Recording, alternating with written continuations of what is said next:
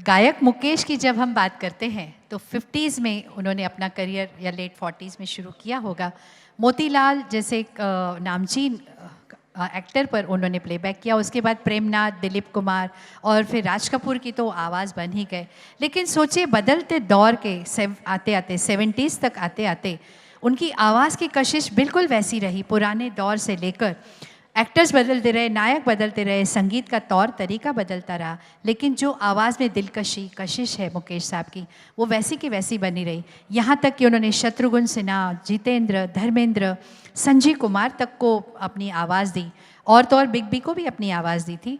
लेकिन सोचिए हम कई वक्त से राजेश खन्ना के सुपरहिट नगमे सुनते आ रहे हैं। आपने रफ़ी साहब को सुना, किशोर कुमार का अंदाज़ सुना, तो राजेश खन्ना पर मुकेश की आवाज़ बेहद खूब जमती है और जबकि संजीदा गीत हो तो और भी निखरती है। कटी पतंग एक बहुत ही दिल को छू लेने वाली कहानी थी, गुलशन नंदा के नावल पर बेस्ड थी और उसकी कहानी भी बड़ी प्यारी है। सारे के सारे गीत आज भी मकबूल हैं। हमने चुना है मुकेश साहब का गाया हुआ एक संजीदा गीत राजेश खन्ना पर पिक्चराइज किया हुआ, जिसे लेकर आ रहे हैं प्रकाश आरोलकर जी, जिस गली में तेरा घर न हो वाली।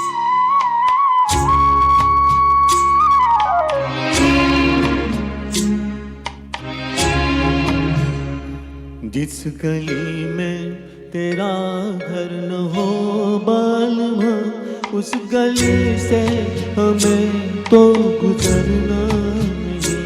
जो डगर तेरे बारे के जाती न हो, उस डगर पे हमें पाँव रखना नहीं।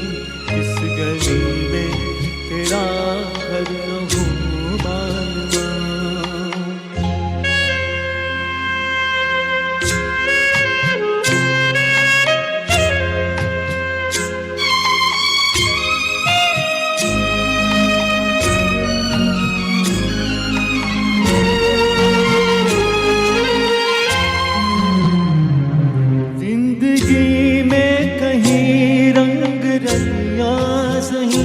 हर तरफ मुस्कुराती ये कलियां सही।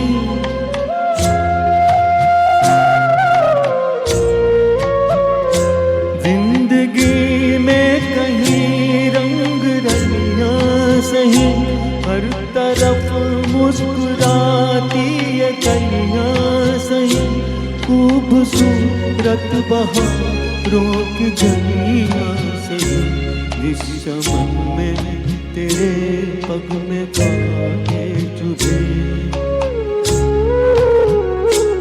जिस चमन में तेरे पग में कांटे चुभे, उस चमन से हमें फूल चुनना नहीं। इस गली में तेरा घर न हो बालमा।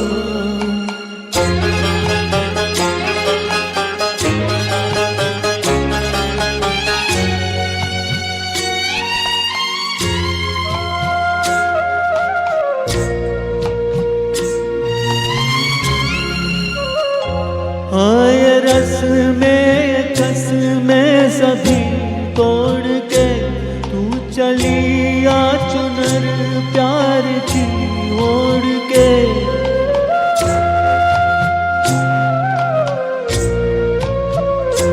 आए रस में कस में सभी तोड़ के, तू चली आ चुनर प्यार की ओढ़ के।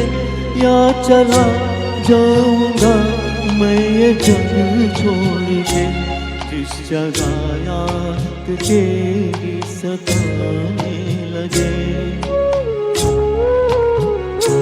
जिस जगह याद तेरी सताने लगे, उस जगह एक पल भी ठहरना नहीं।